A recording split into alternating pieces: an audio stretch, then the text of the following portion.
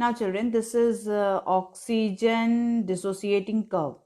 That is when we plot when percentage saturation of hemoglobin with oxygen is plotted against partial pressure of oxygen at constant pH.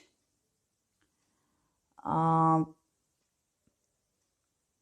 curve or a graph is called as oxygen dissociation curve. Oxygen dissociation curve is highly useful in studying the effect of factor like partial pressure of carbon dioxide, effect of H plus ion concentration, etc. on binding with O2 with hemoglobin. And is this curve, you'll saw that the curve show that there is a progressive increase in there is a progressive increase. You'll saw there is a progressive increase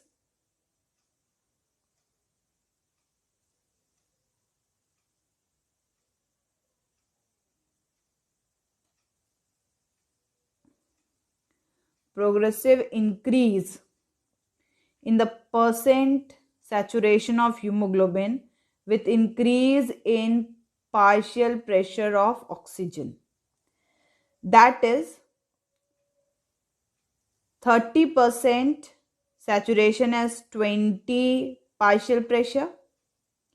If we move our 75% of saturation at 40 partial pressure and 97% of saturation as 95 partial pressure of oxygen.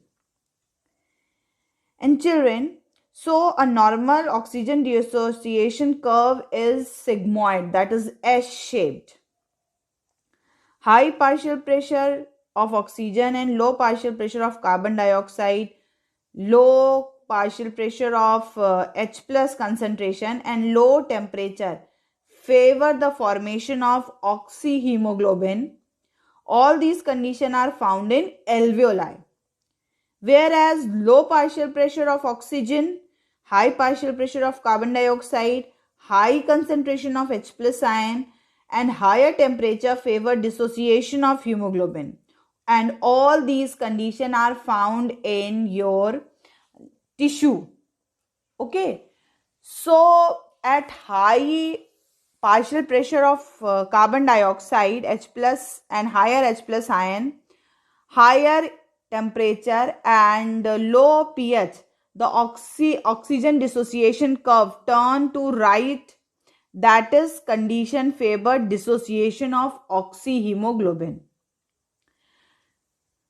And actually 100 ml of oxygenated blood can deliver 100 ml of oxygen to this tissue under normal physiological condition. And there are some effects that lead to affect the oxygen binding capacity of hemoglobin, and that is called Bose effect. And Bose effect say that oxygen binding capacity of hemoglobin is lowered with increase in partial pressure of carbon dioxide and the oxygen dissociation curve turn to right, or higher concentration of carbon dioxide stimulate dissociation of oxyhemoglobin.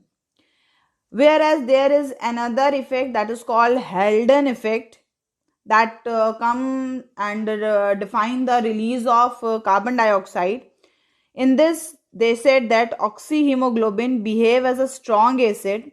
As more and more oxyhemoglobin is formed, more H plus ion are released, which combine with carbonic acid to form combine with HCO3 minus to form carbonic acid, which dissociate into carbon dioxide and water in presence of enzyme that is called carbonic anhydrase.